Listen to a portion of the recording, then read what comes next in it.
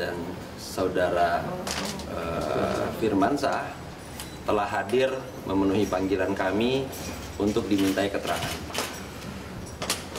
Pada saat ini yang bersangkutan sudah dimintai keterangan dan sudah membubuhkan tanda tangan dalam berita acara interogasinya.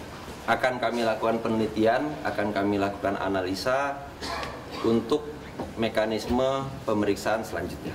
Untuk saudara Iko sendiri ada 14 pertanyaan. Untuk saudara Iko dan saudara Firmansyah statusnya masih saksi. Alhamdulillah saya didampingi sama Bang Ivan, Bapak Ivan. Semuanya terfasilitasi dan semuanya berjalan lancar, alhamdulillah. Alhamdulillah sehat semuanya nggak ada masalah. Semuanya berjalan lancar sekarang. Harapan saya semuanya nggak ada masalah dan kalau bisa tuh kita berjabat tangan, dan sangat prihatin banget saya dengan keadaan sekarang ini bisa merepotkan Bapak satu yang harusnya berkumpul sama keluarga, sama saya juga berkumpul sama keluarga, sekarang akhirnya agak sedikit repot yang saya repotkan. Saya minta maaf sama Bapak Ivan. Yang saya harapkan kita berjabat tangan dan nggak ada perselisihan lagi, dan saya sangat prihatin. Mudah-mudahan dari saya kedepannya pribadi, teman-teman dan teman-teman wartawan semua nggak ada lagi yang seperti ini segala macam, insya Allah, yang saya cintai semua. Berarti ada kemungkinan untuk berdamai dengan pihak RD? Mungkin. Kenapa gimana? Berdamai. Ada kemungkinan untuk berdamai dengan Saya cinta damai. komunikasi dengan Terus kita usahakan untuk tetap berkomunikasi dengan baik, soalnya ya saya bilang tadi saya cinta damai. Apakah kemungkinan cabut laporan? Doain aja, insya Allah semua berjalan lancar. Apapun yang teman-teman harapan, itu harapan saya juga.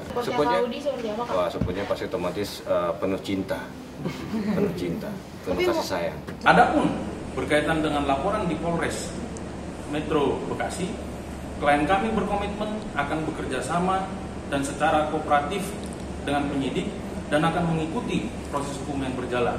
Kami tidak akan melakukan tindakan-tindakan yang sifatnya menghalang-halangi proses hukum. Kami juga berkeinginan supaya perkara ini cepat selesai, supaya kedua belah pihak ya sudahlah melanjutkan hidupnya masing-masing dan tidak ada yang dirugikan satu sama lain, seperti itu. Nah, meskipun ini perlu saya tegaskan, meskipun klien kami telah membuat laporan di Polda Metro Jaya, kami tetap pada itikat yang membuka pintu perdamaian lah, karena ya berdamai itu jauh lebih baik daripada kita harus ribut satu sama lain. Ini kan ada tindakan-tindakan kekerasan yang dilakukan oleh saudara Rudi dan tindakan mencemarkan nama baik yang diduga dilakukan oleh saudara Rudi bersama-sama dengan istrinya. Atas dua perbuatan ini sudah pasti merugikan klien kami. Karena klien kami dirugikan, maka klien kami memutuskan per malam hari ini memutuskan untuk menggunakan haknya untuk mempertahankan haknya atas adanya perbuatan yang dilakukan Rudi dan istrinya yang merugikan klien kami. Klien kami telah membuat laporan di Polda Metro atas dugaan tindak pidana penganiayaan sebagaimana dimaksud dalam pasal 351 KUHP dan tindak pidana pencemaran nama baik sebagaimana dimaksud dalam pasal 310 dan 311 KUHP. Nah, adapun berkaitan dengan laporan di Polres Metro Bekasi, klien kami berkomitmen akan bekerja sama dan secara kooperatif dengan penyidik dan akan mengikuti proses hukum yang berjalan. Kami tidak akan melakukan tindakan-tindakan yang sifatnya menghalang-halangi proses hukum. Sudah kami terima laporan di hari Sabtu tanggal 11 Juni 2002 atas nama pelapor RD terkait perkara pengeroyokan 170 KUHP yang diduga terlapornya adalah saudara Ika dan FR. Dalam hal ini, hari ini sudah kita lakukan pemeriksaan terhadap 3 orang. Salah satunya adalah pelapor, di mana hal ini kita ambil keterangan ketiga saksi tersebut untuk dapat menerangkan kejadian yang terjadi pada Sabtu malam kemarin.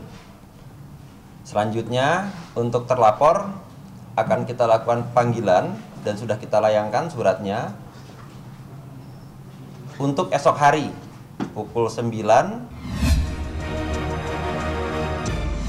Saudara Rudi yang mana dia merupakan pelapor di Polres Bekasi telah melakukan pemutarbalikan fakta di dalam laporannya. Di dalam laporannya sebagaimana dirilis di dalam media menyatakan bahwa klien kami menolak untuk melakukan pembayaran atas invoice-invoice yang telah dilakukan dan bahkan melakukan pengeroyokan terhadap dirinya. Fakta yang sebenarnya terjadi adalah justru pihak Rudi lah yang melakukan provokasi. Kejadian keributan itu berawal ketika klien kami berusaha mencari tahulah keberadaannya si Rudi ini di mana. Karena dia ini tidak melakukan penyelesaian terhadap pekerjaan, kewajibannya dia sesuai dengan perjanjian. Rudi ini kan mengaku dirinya sebagai desain interior. Nah, setelah mendapatkan penawaran dari Rudi, klien kami tertarik. Akhirnya dibuatlah kesepakatan. Di mana si Rudi ini akan menyediakan jasa desain interior dengan kesepakatannya 300 juta. Klien kami sudah melakukan pembayaran termin 1 dan termin 2. Total pembayaran yang dilakukan itu 150 juta. Nah, ternyata setelah klien kami membayar 150 juta pun, Rudi ini tetap tidak menyelesaikan pekerjaan. Bahkan dia cenderung lari dari tanggung jawab. Ketika klien kami menanyakan, dia tidak mendapatkan respon yang baik.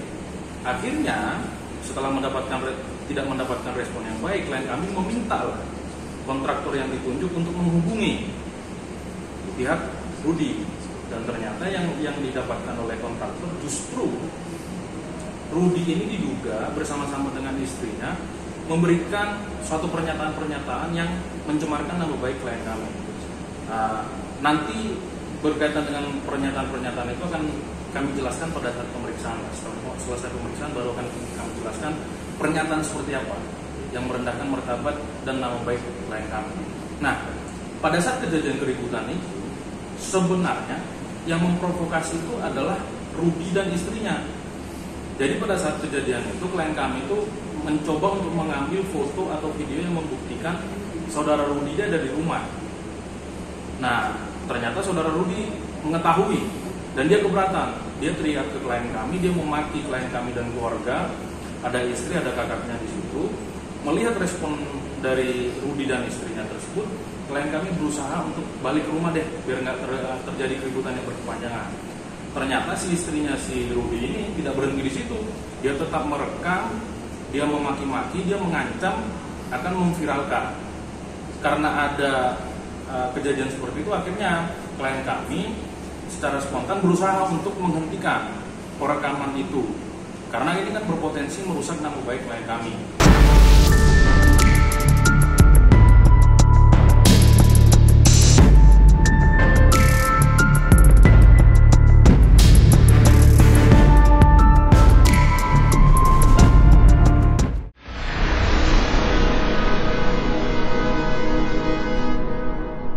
Jadi jangan lupa untuk subscribe Cumi Cumi. Ditekan ya tombol lonceng merahnya.